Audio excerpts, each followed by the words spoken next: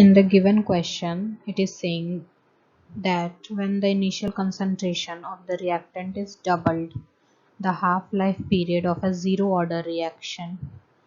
So for the solution, we will see the formula for half-life period, which is denoted by T half, and it is equal to R naught by 2K, where R naught denotes the reactant amount.